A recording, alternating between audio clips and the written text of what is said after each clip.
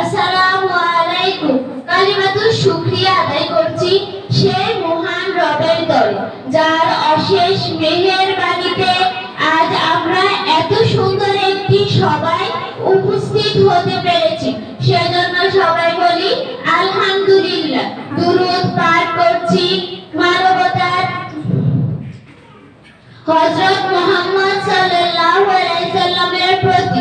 প্রিয় উপস্থিতি, আজ আমি স্টুডেন্টের ব্যাখ্যা বিষয়ে আমার বক্তব্য উপস্থাপনা করতে চাই। স্টুডেন্ট মানে হলো শিক্ষার্থী, কিন্তু এর প্রতিটি অক্ষরের ভিতরে লুকিয়ে আছে স্টুডেন্টের জীবন দর্শন ও দায়িত্ববোধ। আজ আমি এর প্রতিটি অক্ষরের মাধ্যমে এর ব্যাখ্যা তুলে ধরব। অর্থ হলো সততা। শিক্ষার্থীর জীবনের মূল ভিত্তি হলো সততা। সততা ছাড়া কোনো মানুষ প্রকৃত অর্থে শিক্ষার্থী হতে পারে না।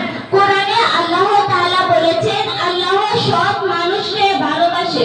একজন সত্যিকারের স্টুডেন্ট হলো সে, যে সততার সঙ্গে পড়াশোনা করে, জীবনে এগিয়ে যায় এবং সমাজে উদাহরণ হয়ে ওঠে। কিতে হলো ট্যালেন্ট, অর্থ হলো প্রতিভা। স্টুডেন্ট হলো জাতির প্রতিভা।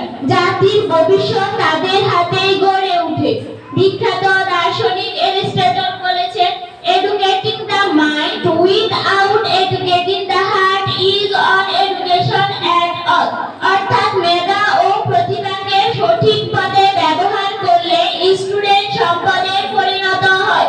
ইউতে হলো ইউনিটি, অর্থ হলো ঐক্য। ঐক্যবদ্ধ স্টুডেন্টরাই সমাজ ও রাষ্ট্রে বড় পরিবর্তন আনতে সক্ষম।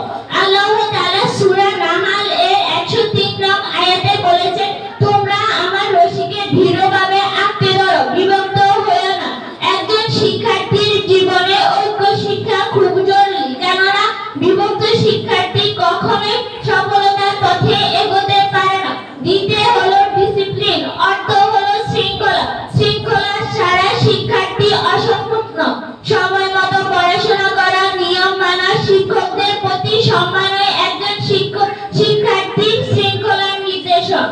বিখ্যাত বিজ্ঞানী নিউটন বলেছেন, if I have seen further it is by standing on shoulder of giant.